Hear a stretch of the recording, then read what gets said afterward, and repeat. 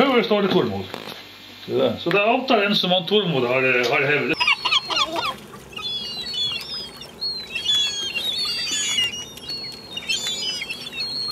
10 meter under båten. Hør hvor det knitrer. Ja.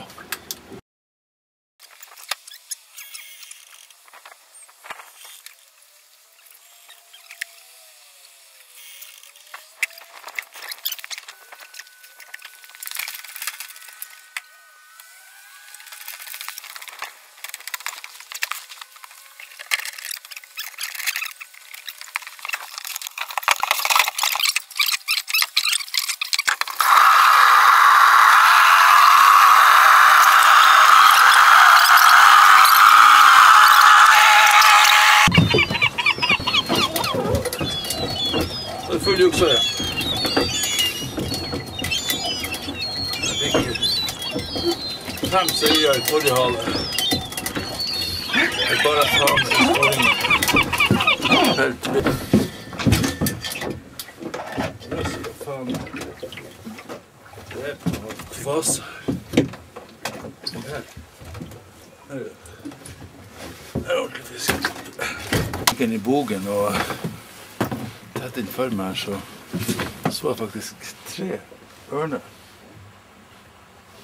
Jeg skal se om vi klarer å mate dem etterpå, men det som jeg skal gjøre nå, så vi ser om vi klarer å få oss en skikkelig, ligger på en meget hemmelig grunne, fiskekakegrunn. Skal vi se om vi får de fiskekakene på kroken.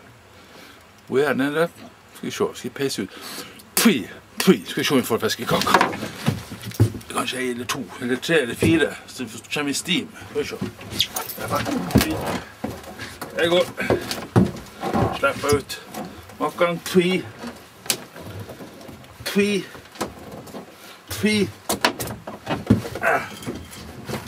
Og tvi.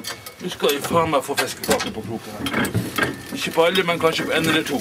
Nå går du. Så får jeg faen meg opp. Der, skal vi se. Nå går du.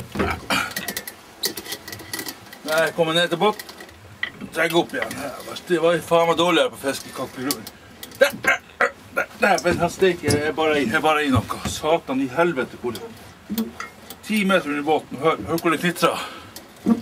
Ja. Det stanger imot her. Å, fy faen, tror hva det kan være for noe.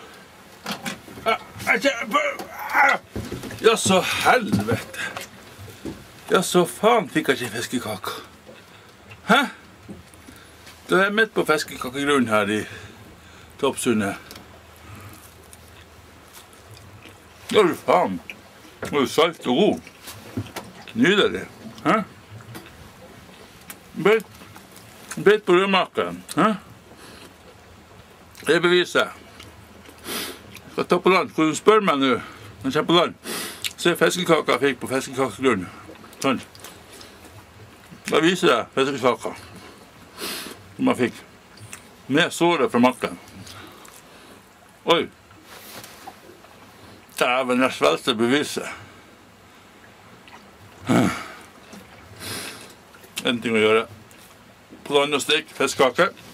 Ok.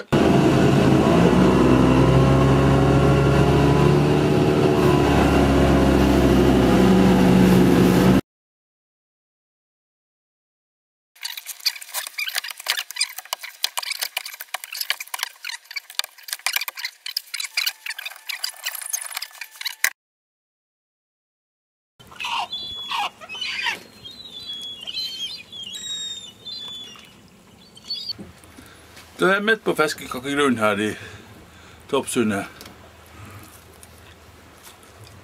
Ja, du faen. Det er salt og god. Nydelig.